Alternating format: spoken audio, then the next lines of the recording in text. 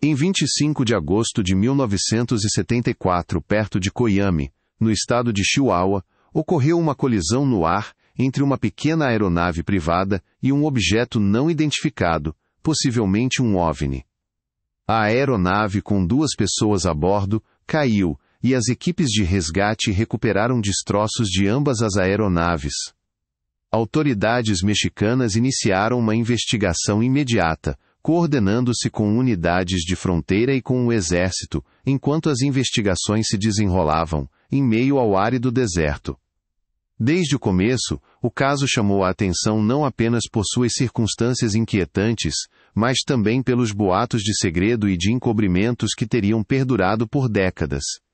Rumores, alguns alegando envolvimento ou ocultação por parte do EUA, mantêm o incidente de Coyame vivo na aviação e na ufologia, convidando um debate contínuo sobre o que realmente aconteceu e sobre o que foi ou não divulgado. Essa breve visão, historicamente embasada, aponta para uma história maior, ainda por desvendar. Aprofunde-se no relato detalhado.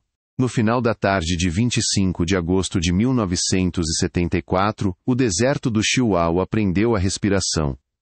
Um pequeno avião particular traçou um arco solitário rumo à fronteira, o motor, um murmurinho constante, contra o calor e o vento.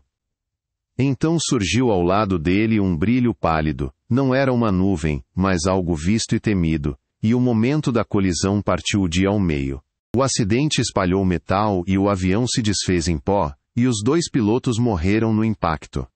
O objeto brilhante não permaneceu, ele desapareceu, deixando para trás ar queimado e perguntas. À luz dos destroços, o mundo descobriu seu primeiro fato impossível. Algo desconhecido havia colidido com uma máquina criada pelo homem.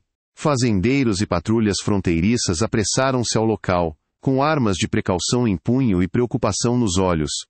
O terreno era áspero, longe de estradas, e os investigadores começaram a mapear os destroços, a fotografar as marcas no solo e a assegurar a área, enquanto o deserto mantinha seu silêncio obstinado. Autoridades mexicanas da Aeronáutica Civil chegaram ao local e, mais tarde, a Força Aérea participou da operação. Elas asseguraram a cena e coordenaram com a polícia local, o serviço meteorológico e as unidades de fronteira. Os destroços foram catalogados, as coordenadas registradas, e o caso rapidamente passou para o âmbito da investigação oficial em vez de boatos. As notícias chegam devagar ao longo de uma fronteira remota. Um boletim sucinto, algumas manchetes e em seguida uma onda de perguntas. Jornalistas relatam um acidente aéreo fatal com um elemento desconhecido, atentos para evitar especulações que pudessem deturpar o que as autoridades possuíam. Rumores se espalhavam entre cidades e lanchonetes. Uma nave que brilhava, um helicóptero secreto, uma recuperação ocultada. Alguns diziam que eram extraterrestres, outros, acobertamentos do governo. Na ausência de evidências públicas, a especulação floresceu como o calor do deserto, moldando a memória onde os registros permaneceram mudos. Os círculos da ufologia adotam Coyame como estudo de caso, conectando-o a uma tapeçaria mais ampla de anomalias na fronteira. Dizem que alguns arquivos existem, enquanto outros negam o acesso. No entanto, nenhum documento divulgado publicamente comprova o envolvimento extraterrestre, deixando a história num crepúsculo entre fato e crença. Historiadores e investigadores revisam, mais tarde, os arquivos à medida que vão ficando disponíveis. Declarações oficiais apontam para uma colisão no ar com uma aeronave particular. As alegações extraordinárias permanecem sem comprovação. Os registros são escassos, e o mistério persiste nas margens da memória pública. A geografia molda a história. Coyame fica próximo ao Planalto de Chihuahua e ao corredor do Rio Grande. Os destroços deixaram uma marca na paisagem, e as 2 vidas que ali se perderam ancoram o episódio na dura realidade, bem longe da ficção ou de qualquer espetáculo. O contexto político importa.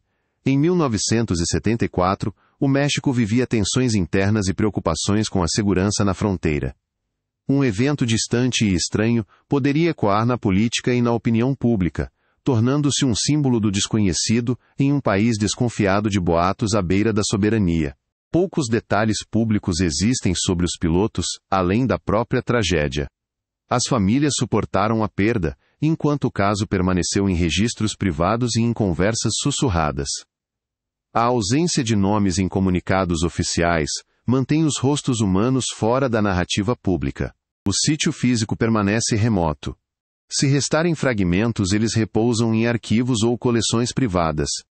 O deserto guarda sua memória, e o passar dos anos corrói a certeza, deixando para trás um campo de perguntas em vez de um museu de respostas. Hoje, Koyami é apenas uma nota de rodapé no folclore da fronteira e na aviação da Guerra Fria. O incidente testa como valorizamos as evidências e equilibramos curiosidade com contenção. Isso persiste em debates sobre sigilo, memória e os limites do que podemos saber. Conclusão. O incidente de Koyami continua sem solução nos registros oficiais, ilustrando como a memória e o boato podem superar as evidências. O episódio nos lembra que a verdade requer paciência, investigação disciplinada e contenção antes de chegar à certeza, especialmente quando fronteiras e crenças colidem.